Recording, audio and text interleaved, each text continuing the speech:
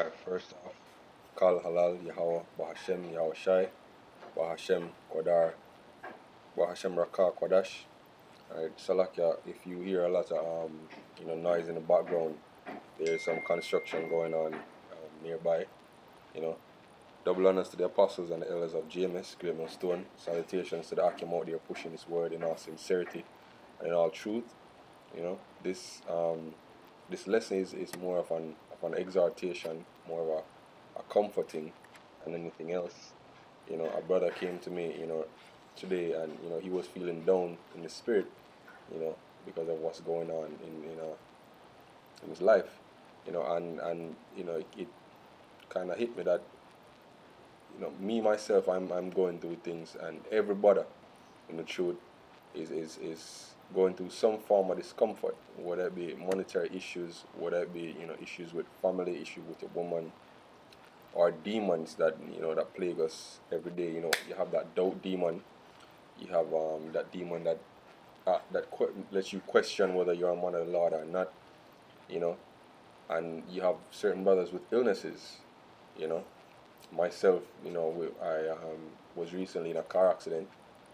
I've been on medical leave for almost 2 weeks now. So there are these things that we have to go through, as we go through that straight gate, that position of difficulty in order to attain, salvation. This is the walk that we have chosen. This is the condition of the battle. But what I told the brother, and it's the same thing I will say in the video now, the best thing to do, when you're feeling down about things that's going on in your carnal life, is to do more work, do more sit downs, read more, pray more, go through the scriptures, let the scriptures comfort you. Right? So without further ado, let's get into it. This is Philippians 4 and verse 11. Not that I speak in respect of want, for I have learned in whatsoever state I am herewith to be content. Because right now, financially, I'm not in the best position. It's hand to mouth, basically.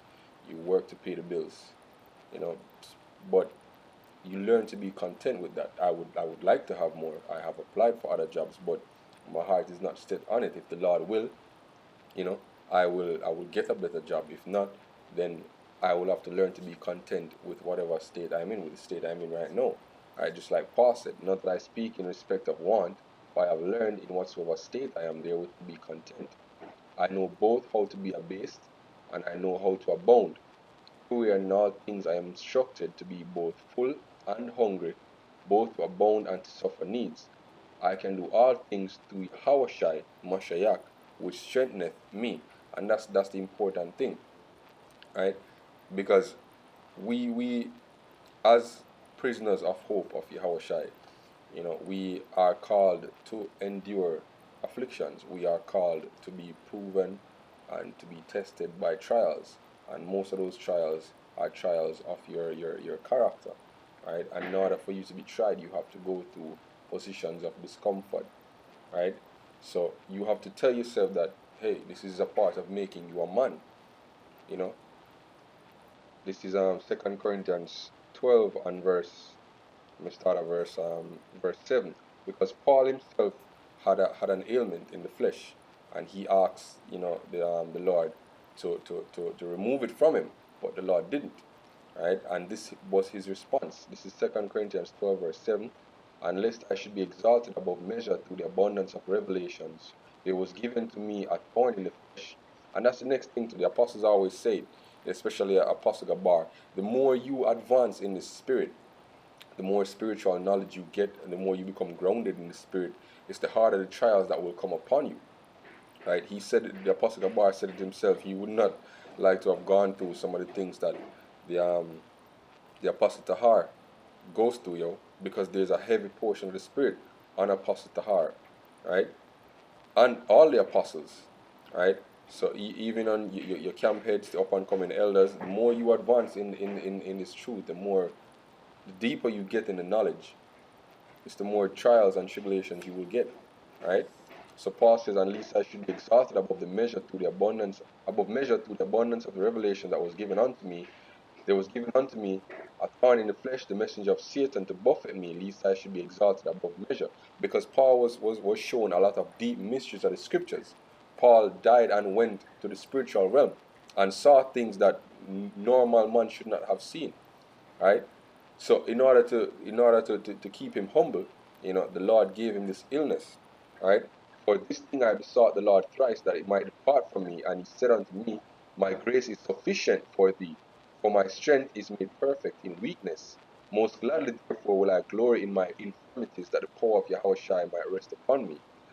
For I take pleasure in infirmities, in reproaches, in necessities, in persecutions, in distresses for Yahushua's sake.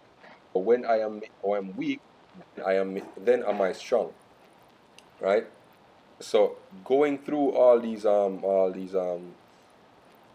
these difficult times, these positions of discomfort, actually makes you strong through the spirit of Yahushua. Right? Because it's when you're on a low that Yahushua's strength is perfected in you. Right? That it's when the flesh is weak that the spirit is made strong. That's a better way to put it. Right? This is Ecclesiastes chapter 2 and verse 1. This is the condition of the battle. Right? And every new man that's coming into the truth, we have given them this scripture, right, as an admonition. This is Ecclesiasticus chapter 2 verse 1. My son, if thou come to the Lord to serve the Lord, prepare thy soul for temptation. Set thy heart aright, and constantly endure, and make not haste in time of trouble. Cleave unto him, and depart not away, that thou mayst be increased at thy last end. Whatsoever is brought upon thee, take cheerfully, and be patient when thou art changed to a low estate. For gold is tried in the fire, and acceptable men in the furnace of adversity. And it speaks for itself, there's no need to expound on it. Right? Cleave unto him and depart not away. Right? Because when you are changed to a low estate, you're there for a reason, You're there to get stronger. As the Apostle Gabar always said, that the word endure means to make hard. The only way to make you hard is for you to go through discomfort, Right? This is Wisdom of Solomon chapter 3 and let me start at verse 1. But the souls of the righteous are in the hand of Yahweh, and there shall no torment touch them. In the sight of the unwise they seem to die, and their departure is taken for misery. And their going from us to be utter destruction, but they are in peace. For though they be punished in the sight of men, yet is their hope full of immortality. And having been a little chastised, they shall be greatly rewarded. For Yahweh proved them, and found them worthy for himself. As gold in the fire hath he tried them, and received them as a burnt offering. And in the time of their visitation they shall shine, and run to and flow like sparks among the stubble. They shall judge nations, and have dominion over the people, and their Lord shall reign forever. They that put their trust in him shall understand the truth, and such as be faithful in love shall abide with him. For grace and mercy is to his saints, and he careth for his own elect. Right? So, brothers have to remember that, even though sometimes we're in a position of difficulty, and we would like to be in a better position, a more comfortable position, like myself, we have to constantly remind ourselves that this is not our rest. Even though the flesh might yearn for comfort, you have to remind yourself through the Spirit that this is not our rest. That the kingdom is where we'll be glorified. The kingdom is where we'll be rewarded. Right? So it's better, even if you ask the Lord to deliver you from a present position of discomfort, because the flesh will yearn for release. Then you say, because even Yahushua prayed, to be delivered from his purpose. He said, let this cup pass from me. But then he said, if it is thy will, let thy will be done, roughly paraphrasing. So you have to keep in mind that if it's the will of the Lord for you to suffer discomfort for a season in order to learn something, better you pray to the Lord to teach you what lesson you need to learn, to give you that strength that you need to get in order to fully make advantage of the position of difficulty you've been placed in. Right? And that brings me to the quote that I found, in preparation for doing this lesson. I was looking up, the importance of discomfort, and I came across this quote. And it says, when pain knocks on the door, wise ones breathe deeply and say, come in, sit down with me, and don't leave until you've taught me what I need to know. Right, so it says wise ones respond this way. So we as wise men of the Lord, You know, men who are a part of this faith, whose vocation is rebuilding the tabernacle of David, and you know, like the elder Yeshawamba keeps repeating. You know, we have to keep this in mind, that pain is a teacher, that discomfort is a teacher, and that it is a necessary teacher for us going through this truth. The scripture in 2 Ezra 7 tells you the condition of the battle, you know, that those who would inherit everlasting life and glory we have to go through that straight gate, you know, that position of difficulty. But I thought, let me just bring that out for edification's sake. It was Matthew 7.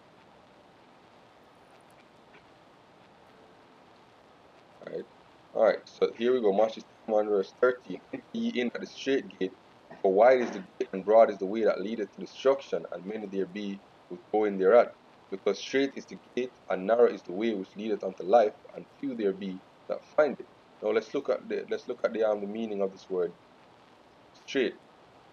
Alright, so this is straight from the etymology of the word, basically the Greek word for it. Strong's G 4728 stenos. Stenos. Right? And it means narrow, straight. Probably from the base of G2476, narrow, from obstacles standing close about. And that's exactly what it means. It's going into obstacles. Right? That's a part of our journey. Alright, let me see if I can go into the base and see what it says. Alright, here we go. Alright, to cause or make to stand, to place, to put, to set, a bid, to stand by in the presence of others. Right, let me see if I can find a proper definition. That, all right, let me look up narrow. All right, well, it says it here, you know, narrow from obstacles, standing close about. I believe the word narrow gives you more understanding here. Narrow is the way. All right, and this word is kleber. All right, so let me play the word here. Piece I pronounce it. Strong's G 2346 Thlibo, right, means to press as grapes, to press hard upon. So this is the word that's better to bring out. You know, narrow, straightened, right? Narrow, straightened. Going back to the word straight, right? Contracted, metaphor, to trouble, to afflict, to distress, right? To crowd, literally or figuratively, to afflict, to narrow, to throng, to suffer tribulation, to trouble, right? So the scripture says to enter ye in at the straight gate, for straight and narrow is the way, you know, that which leadeth unto life, and few there be that find it. So the path that leadeth unto life is a narrow one, a one that will cause tribulation and suffering. Right? So we have to remember these things, you know, as men in the truth. That pain is necessary. So when we're going through that narrow straight gate and pain knocks, we breathe deep and say, come in, sit down, and don't leave me until you've taught me what I need to know. You know, so with that, I hope this lesson was edifying and was uplifting, you know, to the Akyam. And with that, I say, Shalom.